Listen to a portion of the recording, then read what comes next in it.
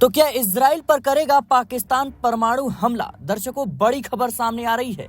Iran और Israel के बीच युद्ध की स्थिति है। इजराइल के अटैक के बाद ईरान ने भी उसे करारा जवाब दिया है। इसी बीच पाकिस्तान की भी एंट्री इस युद्ध में हो गई है। एक रिपोर्ट में दावा किया गया है कि पाकिस्तान ने इजराइल को परमाणु हमले की धमकी दे डाली है। ईरान के एक बड़े सैन्य अधिकारी के बयान का हवाला देते हुए कहा गया है कि पाकिस्तान खुले तौर पर ईरान के समर्थन में है। खबर के मुताबिक इस्लामिक रिवोल्यूशनरी गार्ड कॉर्प्स यानी IRGC के सीनियर जनरल और ईरानी राष्ट्रीय सुरक्षा परिषद के सदस्य मोहसिन रेजाई ने एक इंटरव्यू के दौरान कहा कि पाकिस्तान ने हमें भरोसा दिया है कि अगर इजराइल परमाणु मिसाइलों से अटैक करता है तो हम भी उस पर परमाणु हथियारों से हमला करेंगे। पाकिस्तान के रक्षा मंत्री ख्वाजा आसिफ ने ईरान का खुला समर्थन करने की बात कही थी।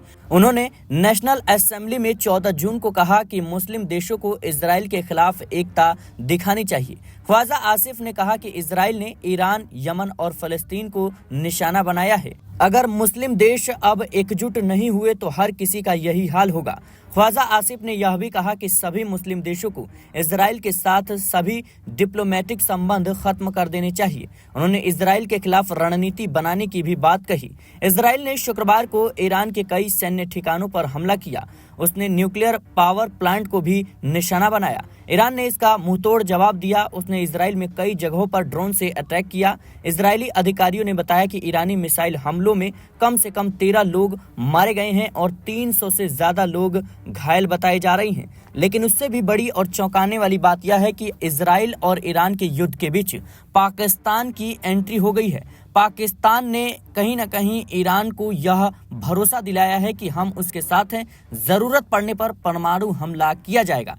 यानी इजराइल के खिलाफ पाकिस्तान एक्शन लेने की बात कर रहा है। वो बात अलग है कि पाकिस्तान खुद अमेरिका के बलबूते पर इस वक्त चल रहा है। लेकिन बड़ा सवाल यह है कि जहां एक तरफ इजराइल के खुले समर्थन में अमेरिका है, ट्रंप है, जिसकी बदौलत पाकिस्तान इस वक्त उड़ रहा है, क्या पाकिस्तान अमेरिका के खिलाफ जाएगा? क्या पाकिस्तान वाकई में ईरान के साथ है या फिर ये सिर्फ बयानबाजी है?